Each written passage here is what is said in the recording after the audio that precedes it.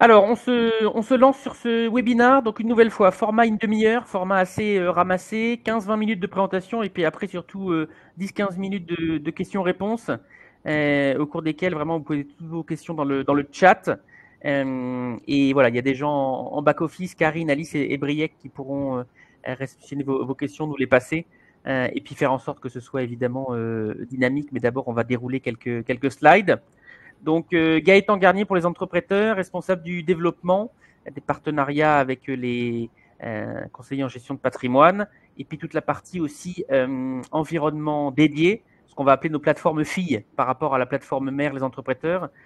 Et on va y venir parce que aujourd'hui, on a un nouveau partenaire à vous présenter. Donc, Eric, qui est mentionné sur cette première slide, j'allais dire l'homme à lunettes, mais les deux ont des lunettes.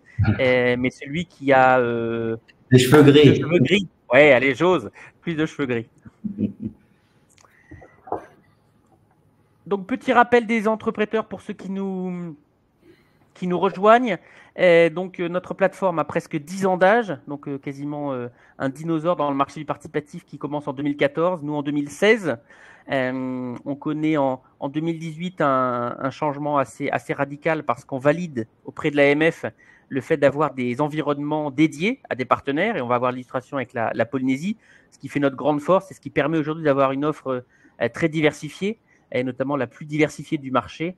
Et on va y venir aussi avec du corporate, de l'immobilier, de l'action, du Girardin. Donc plein de choses sur la même plateforme, avec l'idée d'être voilà, le sur-mesure, la boutique du sur-mesure du participatif 2023, tournant important parce que c'est l'agrément PSFP, l'agrément européen, qui nous permet de continuer évidemment notre activité d'avant, mais avec des barrières à l'entrée assez conséquentes et qui permettra demain de proposer des projets de sociétés immatriculées en dehors de France. Et donc, vous voyez les premiers drapeaux là sur lesquels on se positionne. Alors, on n'a pas mis le drapeau de la Polynésie parce que c'est la France, mais avec quelques particularités quand même. Donc, on va y venir. Et puis voilà, cette année et l'année qui vient, réflexion sur une diversification des solutions qu'on va vous proposer sur la plateforme. Il y a des choses en cours et qui vont être annoncées rapidement. Quelques chiffres depuis nos débuts, donc on avoisine les 150 millions collectés avec une belle croissance entre 2023 et 2022. Petite consolidation 2024, mais encore une belle croissance. Voilà, grande habitude de gérer des projets. Vous voyez qu'on avoisine les 700 projets financés, dont une bonne grosse moitié qui est déjà remboursée.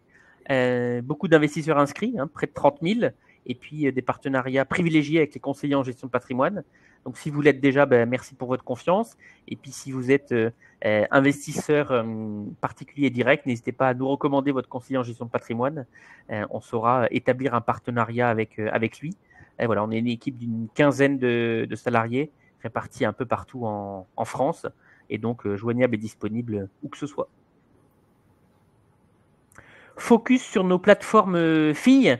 Donc, du coup, on a ici les entrepreneurs, donc basés en métropole. Vous avez vu depuis quelques années, 6 ans maintenant, des projets qui viennent de La Réunion, du Girardin qui vient de Guyane. Donc, ça veut dire qu'on a, par l'AMF, l'autorisation de décliner notre savoir-faire pour des partenaires qui ont un deal flow, évidemment toujours de qualité, et des investisseurs à satisfaire. Donc, on identifie ces partenaires, et puis après, on leur fait un front office à leur couleur, mais bien piloté par les entrepreneurs, parce que le middle et le back office, c'est 100% les entrepreneurs, 100% agrément PSFP et 100% nos process de plateforme d'investissement participatif. Donc, Eric pourra témoigner de ça. Ça fait 1 an qu'on travaille ensemble pour lancer ce premier projet, donc sur la plateforme Fenoua Financement, dont il va nous parler. Mais l'idée, c'est un partenariat parce que eux ont cette présence ancienne en Polynésie, ont des deals de qualité à financer, quelques investisseurs, et puis s'appuient sur notre savoir-faire et notre comité qui juge de la qualité des dossiers et qui valide ce qui se met en ligne sur Fenoua Financement. Donc, il y a vraiment une association de complémentarité qui permet de lancer des plateformes avec différentes thématiques. On en a une qui va sortir en santé, qu'on vient de signer. On en a signé une sur la défense, tout ce qui est innovation, industrie de la défense, qui va avoir un premier deal aussi fin du mois. Donc voilà, donc on a tout un écosystème comme ça qui agrège des offres très très diversifiées. Eric, je te passe la parole pour nous dire 2 mots de Fenoua, ton association avec Pierre. Oui, merci Gaëtan. Bonjour tout le monde. Eh bien, oui, donc nous sommes en Polynésie française et avec mon associé Pierre Coher, nous avons deux entités en Polynésie française qui sont une agence immobilière et également nous sommes CGP avec le Phare de l'épargne. Donc, comme beaucoup de partenaires de CGP que vous avez en métropole, on fait ce métier. On a créé la société depuis maintenant 4 ans. Et c'était le besoin de répondre à beaucoup de nos clients qui cherchaient donc des fonds propres pour réaliser leurs projets. Et comme nous travaillons déjà avec de très bons rapports avec les entrepreneurs en tant que CGP, eh bien, nous avons décidé de passer le cap et de monter Fenois Financement en tant que plateforme de financement participatif. Nous sommes donc intégrés en Polynésie française pour moi depuis maintenant presque 22 ans et un peu plus de 12 ans pour Pierre, mon associé. Nous avons une très bonne connaissance en fait du marché puisque nous travaillons essentiellement donc avec les acteurs économiques, que ce soit via l'agence immobilière ou via le cabinet en gestion patrimoniale. Il y a à savoir qu'il y a de gros besoins en Polynésie française et beaucoup de projets à venir. Et nous sommes vraiment heureux du partenariat que nous avons pu mettre en place grâce à la stratégie et la technicité que nous a apporté les entrepreneurs, ce qui nous a permis de mettre en place ce premier projet avec Motolink. Thierry pour ces quelques mots. Et puis voilà, si des questions se posent sur la nature du partenariat et comment les liens se sont tissés, on pourra y répondre en fin de présentation. Donc, focus maintenant sur ce qu'on propose sur les entrepreneurs, avec évidemment d'agréger toutes les offres de nos plateformes partenaires. Donc, comme vous le savez, pour les investisseurs ou les CGP qui y sont habitués, on a une offre diversifiée. Donc, ça veut dire que volontairement, on marche sur au moins deux jambes, que sont l'immobilier et le corporate. L'immobilier, le classique du participatif, c'est remboursement du capital in fine, des durées courtes, et on vient faire un apport de fonds propres pour des opérateurs immobiliers. Donc ça, ce n'est pas le focus d'aujourd'hui, mais c'est évidemment une partie de notre portefeuille avec un contexte qu'on connaît, qui est difficile. Donc du coup, on se focalise vraiment sur les opérations avec le moins de travaux et le moins de risques possible. On va sortir bientôt un deal à 6 mois. On est vraiment sur une opération de portage, un découpage très simple. Donc c'est typiquement le genre d'opération sur lesquelles on va vouloir se positionner, ou alors une petite promotion quand on connaît très bien le promoteur et on va avoir un deal aussi dans les semaines qui viennent. Donc ça, c'est une partie du portefeuille. L'autre partie du portefeuille qu'on souhaite de plus en plus étoffer, c'est le corporate. Donc à la différence d'un opérateur, promoteur, marchand de biens immobiliers, là, on vient accompagner tout type de TPE et PME sur d'autres secteurs, et ça peut être une compagnie de fret aérien comme on le fait aujourd'hui. Ça peut être un opérateur de VTC, vous avez vu les deals passer sur la plateforme, ça peut être de l'hydroélectricité en Bretagne, ça peut être une scierie qu'on aide auprès de qui on a travaillé pour racheter des minoritaires. Donc on a vraiment tout type de thématiques qu'on sait financer à partir du moment où on sait mettre un actif en sécurité. Donc ça, c'est toujours le principe de base, c'est quel actif je mets en sécurité pour faire levier et aller chercher de la dette pour ce corporate-là et l'aider à financer sa croissance ou son développement s'il part de zéro, comme c'est le cas de Motulink cette fois-ci. Donc, on a développé voilà, un grand savoir-faire en termes de garantie, des nantissements, des hypothèques, des fiducies, et on va y venir pour ce deal en particulier. Mais à la différence de l'immobilier, du coup, on est sur un accompagnement sur un temps un peu plus long, on va dire à partir de 36 mois, et ça peut tirer jusqu'à 7 ans, comme c'est le cas cette fois-ci, parce que voilà, il y a un temps pour monter en charge l'exploitation et à terme rembourser tout le capital qui a été levé au début. Donc durée plus longue, mais amortissement mensuel du capital. Et c'est là que je vais détailler les choses. Et la force de nous, enfin en tout cas ce qu'on identifie comme force pour cette dette privée amortissable, la principale force, c'est la liquidité progressive. Donc j'illustre ça avec deux lignes. Comment se comporte le capital, comment se comportent les intérêts. On a une première période de 6 à 12 mois qui est vraiment la montée en puissance de l'exploitation qu'on finance et le développement de l'activité. Pendant ces 6 à 12 mois, il n'y a pas de remboursement du capital parce que voilà, les fonds levés sont à plein utilisés pour l'exploitation et pas encore au remboursement de la dette. Pour autant, il y a des coupons d'intérêt qui tombent déjà tous les mois. Ça va être le cas de Motulink. 6 premiers mois de différent capital, pour autant tous les premiers mois, il va y avoir le paiement des intérêts. Une fois qu'on a passé cette phase de montée en puissance de l'exploitation, là, on passe en amortissement total. du capital. Ça veut dire que tous les mois, on voit le versement mensuel qui se déploie et sur le capital et sur les intérêts. Ça veut dire que vous, investisseurs, tous les mois, vous dérisquez une partie du capital qui a été investi. Ça veut dire aussi que ce capital qui est libéré, donc ce qu'on appelle la liquidité progressive, peut être remployé sur d'autres projets. Donc ça veut dire qu'à la différence d'un investissement in fine, où vous ne voyez le capital qu'à la fin de votre investissement, là, progressivement, vous pouvez choisir d'autres projets et donc d'autres risques sur le même capital qui est employé. Donc, il y a une vraie force en termes de diversité et de diversification des investissements. Donc, c'est pour ça qu'on voit un vrai intérêt à proposer ce type d'offre sur la plateforme. Et on va basculer sur l'exemple concret de Motulink.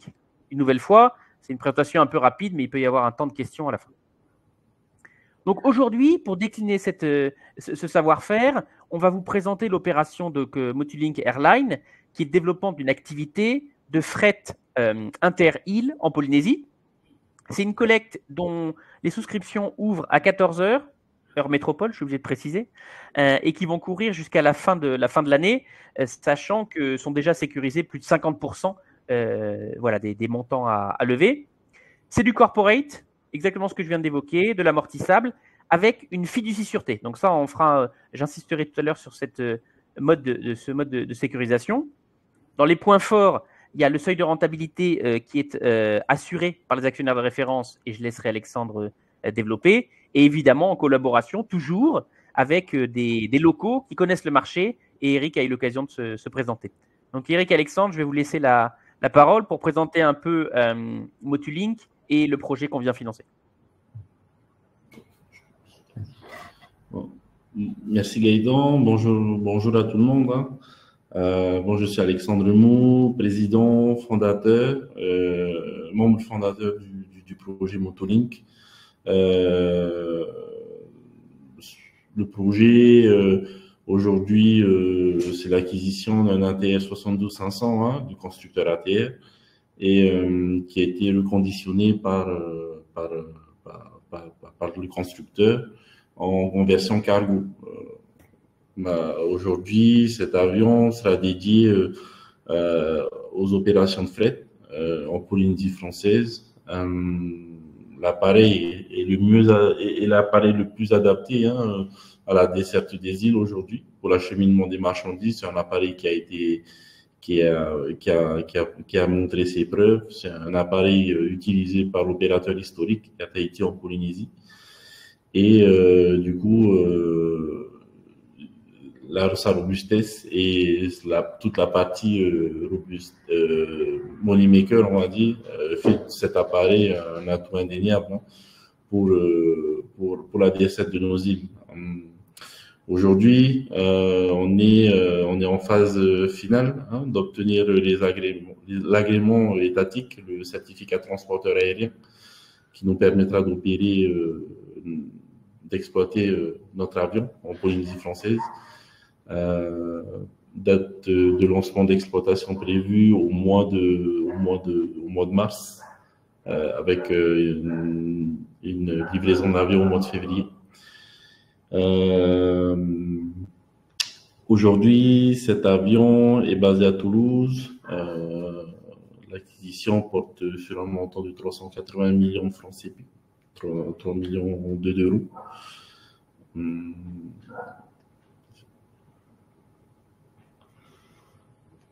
C'est ça que tu évoquais, Alexandre, sur les montants nécessaires au lancement du projet. Ouais. On peut revenir en arrière vite fait, Gaëtan? Oui, bien sûr. Ouais. Voilà. Je fais une brève présentation du marché aujourd'hui. Par rapport à ce qui se fait en métropole, où le tissage, le maillage du transport se fait avec des réseaux routiers, ferroviaires ou aériens même. Ici en Polynésie, c'est une étendue d'eau, c'est un éclatement des territoires et du coup ça fait une surface grande comme l'Europe. Aujourd'hui, les marchandises sont acheminées essentiellement par voie maritime. Aujourd'hui, le maritime a atteint ses limites. La croissance est évaluée à 2 chiffres à l'année, avec les stats qui sont sortis annuellement. La demande est croissante. Les bateaux proposent les mêmes capacités qu'il y a 30 ans. Ils n'ont pas grossi, ils se sont juste renouvelés. Auparavant, les Polynésiens négociaient des montants, négociaient les tarifs. Aujourd'hui, ils négocient du temps. Parce que beaucoup d'atolls, d'îles subissent beaucoup l'insularité aujourd'hui. Ils sont pas privés, mais ils se privent de consommer des produits de la grande consommation, et notamment des produits frais, des produits congelés. Et beaucoup de ces destinations, de ces îles ou atolls, sont des destinations ultra touristiques. Et le manque d'approvisionnement fait que parfois l'économie s'arrête sur ces îles-là. Je prends l'exemple d'un atoll qui fait 3000 habitants dans l'archipel des Tuamotu, qui est à 45 minutes de vol de Tahiti. C'est l'atoll de Rangiroa où se concentrent 7 commerces. 7 commerces pour 3000 habitants où chacun d'eux fait environ 3-4 millions d'euros de chiffre d'affaires pour un si petit atoll, parce que voilà, à côté, le tourisme apporte une certaine plus-value sur la consommation de ces atolls, et c'est un cas atypique où la chaîne d'approvisionnement est en constante rupture chaque semaine. Du coup, demain, Motolink apportera une offre complémentaire aux armateurs, aux maritimes, et viendra pas en concurrence directe. Et de même pour l'aérien, où aujourd'hui Tahiti est le seul véhicule aérien qui permet l'acheminement des denrées alimentaires dans les îles, mais par manque de disponibilité en soute, et couplé à ça les tarifs qui sont quand même assez élevés, ils n'arrivent pas non plus à transporter et à répondre à la demande. Aujourd'hui, voilà, on va rentrer à la fois en complément du maritime et on vient apporter un support supplémentaire à Tahiti, avec qui on est en très bonne entente, et avec qui on structure le futur schéma aussi du transport aérien de marchandises. Avec eux, on est en train de travailler sur une structuration au niveau du traitement du fret en partance de Tahiti et à destination de toutes les îles de la Polynésie française où sont implantées les escales d'Air Tahiti. Merci Alexandre pour cette présentation marché. Donc voilà, il faut bien retenir qu'aujourd'hui, il y a un déficit d'offres sur toute une typologie de produits. Et donc du coup, il y a de la place pour Motolink sur ce fret inter-île. On va venir un peu dans le détail des chiffres et peut-être te laisser dire quelques mots du prévis qui sous-tend le développement de Motolink. Alors, ce prévis, il a été élaboré avec des chiffres qui sont fixes aujourd'hui. J'ai 2 de mes actionnaires qui sont armateurs, qui sont leaders chacun sur le marché, notamment sur l'archipel des Tuamotu, qui regroupe une trentaine d'atolls, pardon. Et en fait, le but de ce partenariat, c'était voir la cession de l'activité de transport de tout ce qui est produit périssable, parce qu'aujourd'hui, comme je disais, pour faire un routing de 18 atolls, il faut environ 20 jours. 20 jours de mer, et parfois il arrive qu'en mer, les conteneurs peuvent tomber en panne, et par conséquent, cela nécessite un rerouting du planning, de la planification de dessert de ces fameux atolls. Et c'est ultra contraignant aujourd'hui pour les navires de transporter ce genre de produits, sachant que sur 18 îles, seulement les 4 premières îles bénéficieront de ces produits à forte plus-value, les fruits, les légumes, les produits laitiers, de la charcuterie, etc. Voilà, demain, on va apporter cette offre qui permet de jouer sur le temps. Alors, on est sur un volume de 500 tonnes mensuelles hein, pour cette session de mes deux actionnaires, cette session de transport des produits périssables. On est sur 500 tonnes, ça nous fait quasi 6 000, ça nous fait 6 000 tonnes annuelles. On est au-delà du seuil de rentabilité. Hein. Vous me poserez la question, oui, au final, c'est les clients qui décident, mais avec les tarifs qu'on va proposer, par rapport à l'offre de services qu'on mettra en place, honnêtement, les commerces dans les îles sont ultra partants. Ils ont de la fraîcheur garantie, ils ont de la disponibilité en soute, et ils ont les délais d'acheminement qui sont réduits.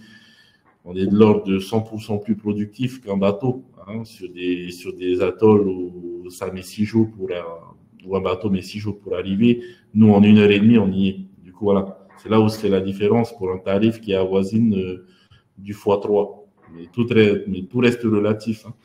Voilà. De un. Ensuite, on l'a pas mis dans le BP parce que c'est pas encore finalisé. C'est l'apport du pays.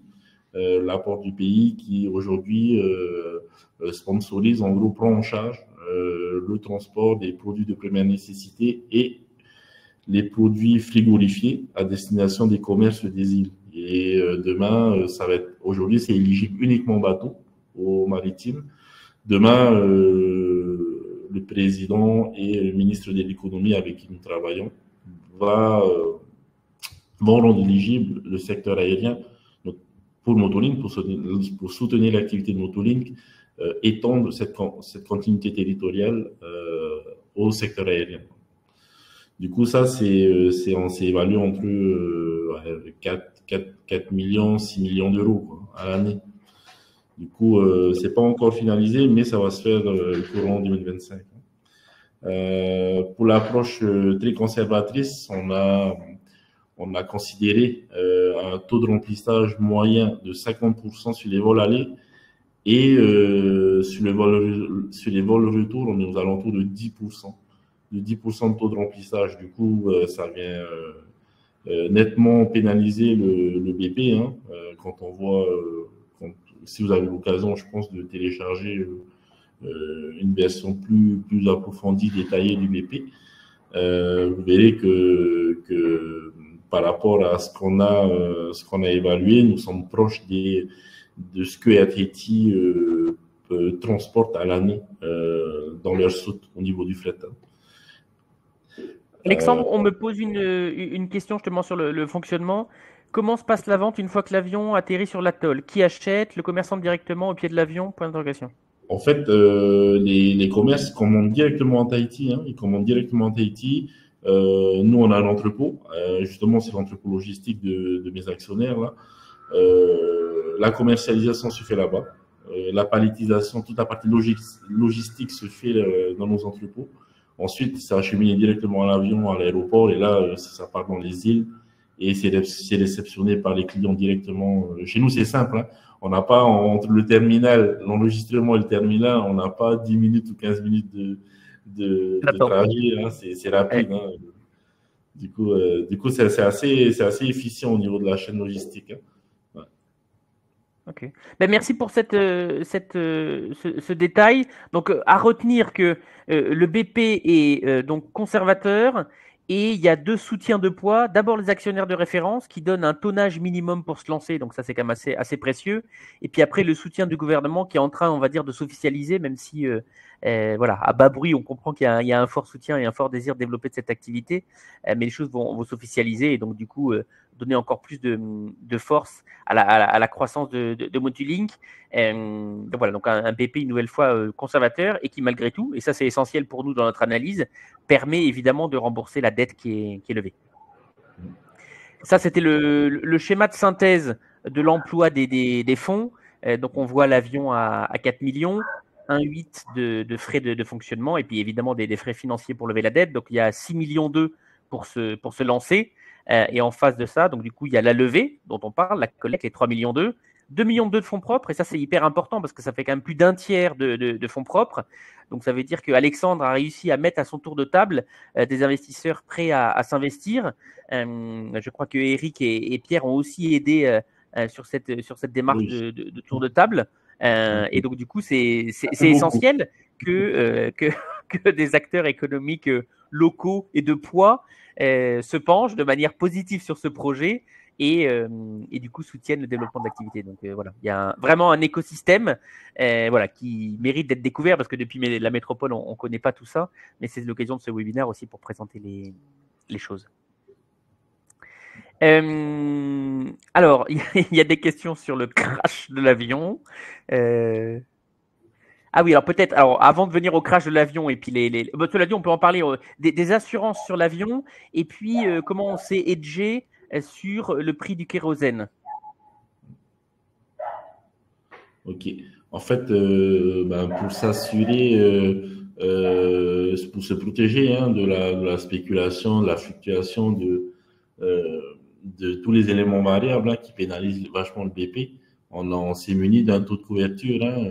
Nous alentours de 23%. C'est la banque locale, la Socredo, qui bosse avec la BRED en métropole, qui nous a fait une proposition de taux de couverture pour atténuer les risques de change, les pertes sur change, notamment pour fixer le prix du dollar et acheter en gros à des prix compétitifs en prévision d'augmentation, fluctuation du dollar, du baril de pétrole en avance. Bon, l'avantage qu'on a ici, c'est que c'est mon oncle qui est leader dans le pétrole ici. ça rend facile les choses. Du coup, voilà. C'est les moyens qu'on a mis en place pour atténuer toute la partie change. Bien, je pense que ça répond bien à ce premier point. Et du coup, après les assurances sur l'avion. Ouais. Pour les assurances, on a déniché un courtier qui commence à nous a fait 2 offres. C'est grâce à vous qu'on a mandaté pour ça en Polynésie. On est aux alentours de 8 000 euros, 8 000 euros le mois, qui assure l'ARC, la coque. Et là, on est en train de négocier éventuellement des pertes sur l'exploitation. Mais pour répondre à la question, donc en cas de crash, l'avion sera couvert entièrement. Ouais, l'avion sera couvert en cas de crash. Bon, je pense qu'on aura rassuré cet investisseur. Je vois que le temps file. Un peu de détails sur la collecte. Donc du coup, on va chercher 3,2 millions d'euros. Il y a la traduction évidemment en francs pacifiques sur la plateforme Fenua qui est en double devise.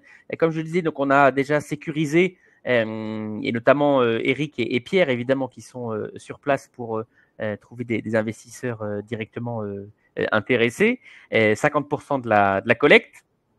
Donc ça va être rémunéré 11%, qui est à peu près nos moyennes chez les entrepreneurs, avec la particularité cette fois-ci que l'émetteur Motulink est immatriculé Polynésie. Donc du coup, il y a une taxe particulière qui s'applique pour Alexandre et la société. Donc il faut partir sur un brut d'un point de vue investisseur métropole, plutôt autour de 10,5. On pourra détailler les aspects fiscalité.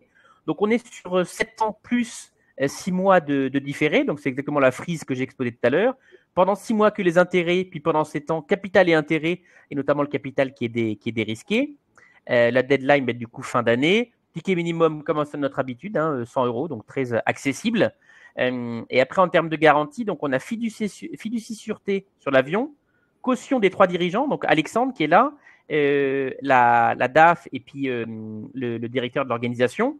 Donc voilà, 3 associés qui sont aussi, on ne l'a pas dit, mais très complémentaires pour lancer cette activité. Et puis après, il y a une assurance homme-clé sur celui qui est devant vous et qui donc n'a pas les cheveux gris. Donc du coup, sur Alexandre, il y a une assurance évidemment homme-clé parce que c'est lui qui est à l'origine de tout ça. Petit focus sur la fiducie sûreté. En fait, l'avion va être détenu par un SPV, donc un véhicule, une structure immatriculée en métropole. On aura 100% des parts en fiducie. Ça veut dire que chez le fiduciaire, en l'occurrence, on sera dans une société fiduciaire, on va signer à 3, les entrepreneurs, nous, représentants de la masse, Alexandre pour Motulink et puis le fiduciaire. Et bien, tout le temps de la dette, les parts de cette société sont dans un patrimoine dédié.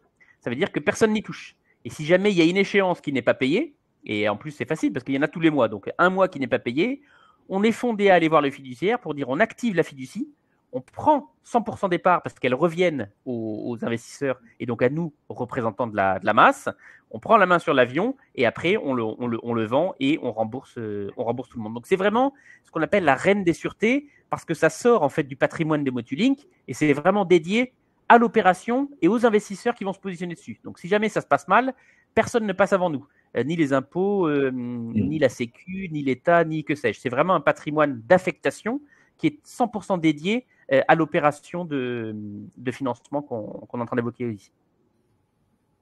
Donc voilà pour le détail du fonctionnement. Donc un échéancier type pour 10 000 euros d'investis. Donc vous voyez, les 6 premiers mois, on est à une petite centaine d'euros d'intérêt. Et puis après, on est à près de 200 euros de capital et intérêt qui, pendant 90 mois, vont être remboursés au même niveau. Donc là, on est sur un schéma brut sur lequel il faut mettre la flat tax pour les particuliers et puis d'autres choses, l'IS notamment, pour les investisseurs qui seraient personnes morales. Donc, en synthèse de ce projet, avant de prendre 2-3 questions pour essayer de tenir le timing. Donc, le projet est abouti. Enfin, nous, on l'a à l'étude depuis 6 mois, 6 bons mois. Et puis, le projet est évidemment antérieur. Donc, on a eu l'occasion d'avoir beaucoup d'échanges avec Alexandre, l'équipe, et puis Eric et Pierre qui font les intermédiaires. L'équipe est expérimentée. Je ne sais pas si Alexandre a eu le temps de préciser qu'il était lui-même de la partie. Et qu'il a su et qu'il sait piloter un avion et avec des expériences complémentaires parce que voilà, Leïla est à la DAF et Pascal aussi à la partie organisation avec une bonne connaissance de l'aviation. Donc on a vraiment une équipe voilà, complémentaire et soudée. Le marché, on en a parlé avec une forte demande et puis vraiment une demande à satisfaire qui aujourd'hui ne l'est pas sur une typologie de produits. Un CA de lancement qui est conservateur et assuré par les actionnaires de référence. Et puis la fiducie, l'avion est évalué à 125% du capital emprunté. Donc nous, on est dans nos ratios, c'est-à-dire 120% de ce qui est emprunté. Donc on est un peu au-delà pour l'avion, sachant qu'on a 120% sur la caution d'Alexandre. Même chose sur la caution des deux autres, donc on est une nouvelle fois 2 fois 120% en plus. Et puis après, il y a l'homme clé sur le dirigeant qui est Alexandre. Sur les points faibles, il ne faut pas les maquiller. Évidemment, il y a un risque de perte partielle ou totale en capital. On est sur l'investissement participatif, donc ça, c'est inhérent à tout ce qu'on propose sur la plateforme. C'est un placement non garanti. Et après, il y a le risque du lancement d'une nouvelle activité sans historique d'exploitation, mais sur lequel, comme vous l'avez compris, on a pris pas mal de garde-fous avec ses actionnaires de référence, le bon maillage avec le gouvernement local, et puis une étude de marché approfondie qui laisse à penser que Motulink a très vite de beaux jours devant elle. Donc voilà en synthèse tout ce qu'on voulait vous dire. Je vois que sur le chat, il y a quelques messages. Alors...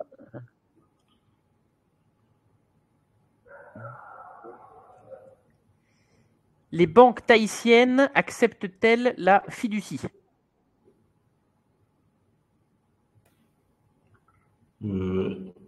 Ici, pour les banques, la fiduciité, c'est tout nouveau. Hein. Il y en a qui ne connaissent pas du tout.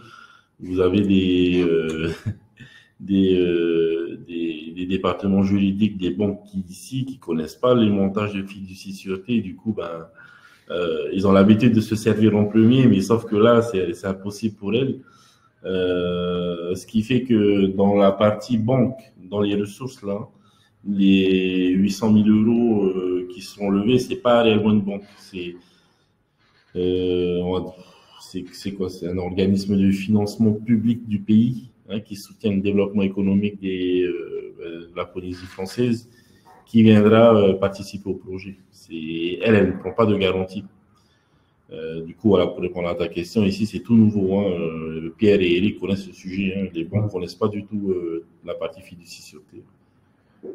Non, mais effectivement, on fait de la pédagogie, mais en fait, c'est pour l'instant, en tout cas, pas un frein à ce financement complémentaire. Il faut juste apprendre à se trouver, effectivement, d'un côté, enfin, voilà, autour de table avec des banques. Je vois les autres questions. Juridiquement, la participation correspond à des actions de quelle société ?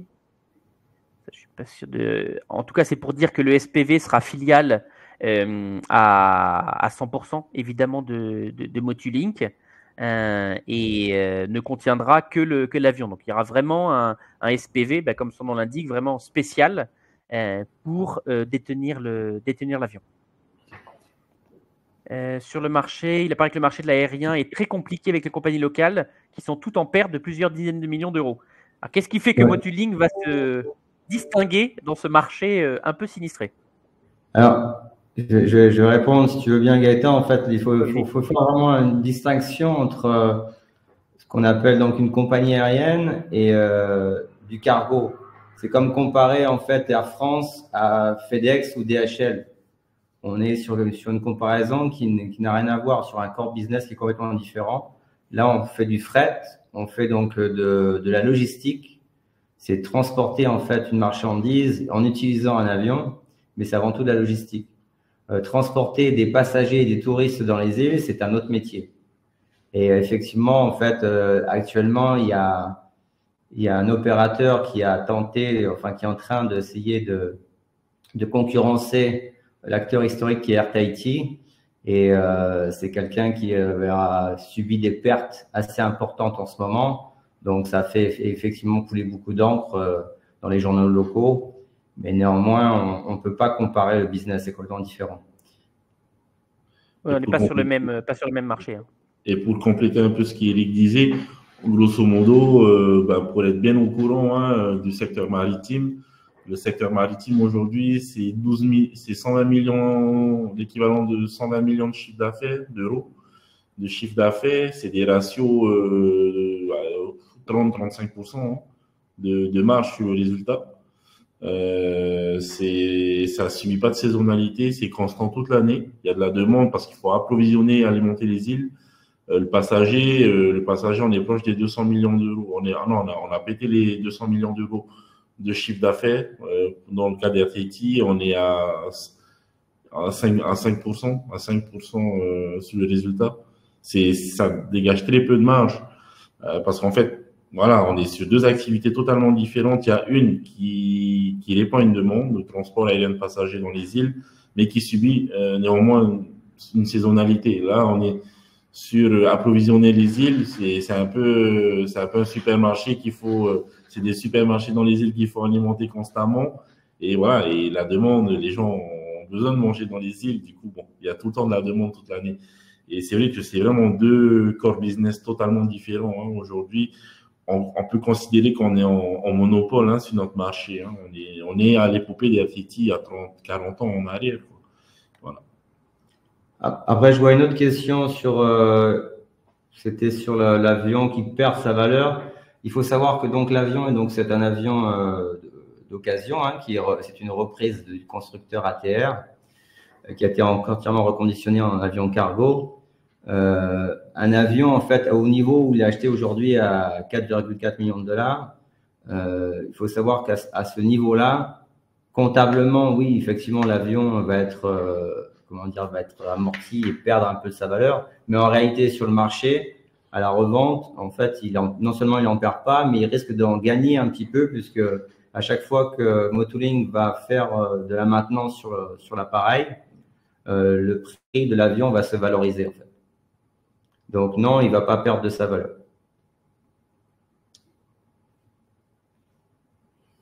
Pardon, j'ai été interrompu et je pense que tu répondais effectivement sur le point de la valeur de l'avion par rapport à l'immobilier. C'est une question très intéressante parce que, en fait, elle met le doigt sur ce qu'on explique depuis tout à l'heure sur la force de l'amortissable. C'est qu'en fait, le capital s'amortit plus vite que la dépréciation de l'avion au cours du temps. Ça veut dire qu'en réalité, la valeur de l'avion va rester toujours supérieure au capital qui reste à rembourser. Parce qu'au bout de 3-4 ans, vous aurez déjà dérisqué une partie de votre capital. Du coup, vous ne serez plus exposé aux 100% du montant qui a été levé au départ. Donc, l'avion peut perdre de la valeur, mais comme votre capital est déjà sorti de l'investissement, vous êtes toujours couvert à 100%. Et donc, ça, c'est la vraie force de la dette amortissable.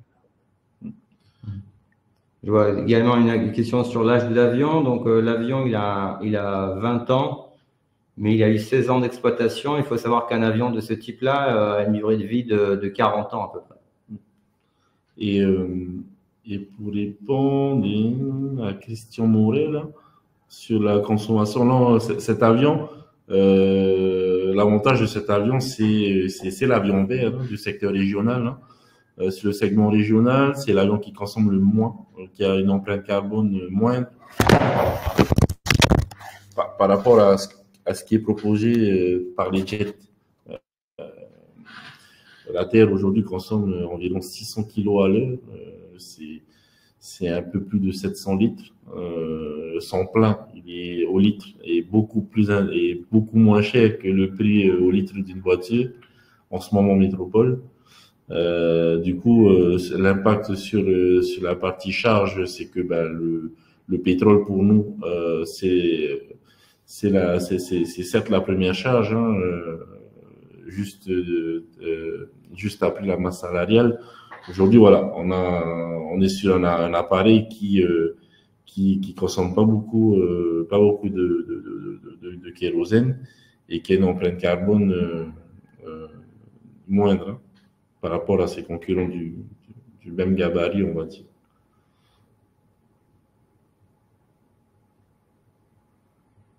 Je vois qu'il y a d'autres questions plus précises sur le MSN de l'avion. J'imagine des gens qui veulent un peu tracer. 713.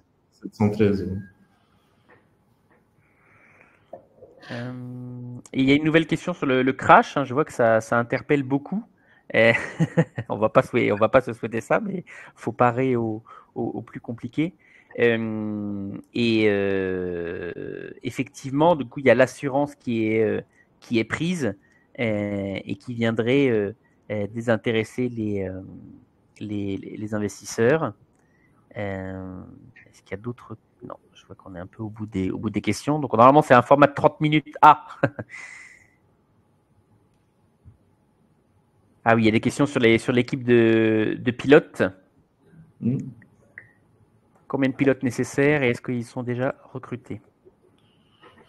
Oui. En fait, on démarre avec avec un staff de 21 collaborateurs avec 8 pilotes. 8 pilotes parce qu'on a un programme de vol assez soutenu. Hein. Il y a 47 destinations en Polynésie.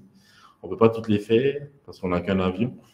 Et du coup, on aura 8 pilotes, 8 commandants de bord et 8 copilotes. 4 copilotes et 4 commandants de bord, pardon. Ça fait 4 équipages. Ils sont qualifiés et expérimentés. Peut-être répondre à ce point là sur le CTA. Effectivement, en fait, dans le cadencement des choses, mais Alexandre, Eric, je vous laisse repréciser les choses, mais en fait, il fallait les fonds pour avoir l'avion, et c'est qu'une fois qu'on a l'avion, qu'on a le certificat, sachant qu'en précaution, on l'a mis en clause d'exigibilité. Donc, si dans 3 mois, si je ne dis pas de sottises, vous n'aviez pas la certification, on récupérerait, on ferait une exigibilité anticipée de la dette, parce qu'évidemment, c'est le cœur de l'activité. Mais est-ce que, Alexandre, vous voulez repréciser pourquoi on cadence les choses comme ça? En fait, il n'y a pas de risque de ne pas obtenir l'agrément, hein, parce qu'en fait, là, c'est le déroulé d'une instruction, c'est l'approbation de chaque dossier d'approbation. Et du coup, là, on est sur la fin. Ce qui nous reste à approuver, en fait, il nous reste 3 dossiers à approuver. Et le tout dernier, c'est dès l'arrivée de l'avion, c'est l'inspection en vol de nos équipages par le centre d'expertise du personnel navigant de métropole, de la DGAC métropole, qui viennent lâcher nos équipages en Polynésie, quoi, pour nous autoriser à pouvoir exploiter nous autoriser à exploiter avec notre CTA notre avion. Ce qui est important, c'est qu'en fait, pour avoir la finalisation du CTA, tout est mis en place quasiment. Mais par contre, après, il faut faire un dernier vol avec l'avion. Et pour avoir le CTA, il faut l'avion. Donc, pour avoir l'avion, il faut l'argent. Voilà. C'est ça. Donc, c'est pour ça que ça se déroule comme ça. Mais on a bien pris des précautions, évidemment. Peut-être une toute dernière question. Parce que là, on a... ça, je laisse aux experts. Alors, attends, regarde. Est-il déjà au standard EASA? Oui. En fait, c'est dans le contrat, hein, dans le SPI qui a été signé avec ATF. De toute manière, ATF livre que des avions EASA, hein, au standard européen. Du coup, l'avion sera classifié aux normes même françaises, hein, parce que EASA, c'est l'Union européenne. Là, l'avion sera français, sera francisé, et du coup, oui, l'avion sera au standard EASA. Parfait. Bon, je pense qu'on a fait le tour des questions. On va essayer de rester dans ce timing des demi-heure, trois quarts d'heure. Merci beaucoup en tout cas, Eric et Alexandre. Voilà, de vous être mobilisés à cette heure avancée de la nuit. Et puis à tous, merci de votre participation du coup active à ce webinaire, qui en appelle évidemment d'autres sur d'autres thématiques à venir. Donc on se retrouvera très vite. Et puis vous retrouverez le replay. Merci à tous et bonne fin de journée ou bonne nuit pour ceux qui sont concernés. Merci à tous pour votre écoute. Merci à tout le monde. À très bientôt.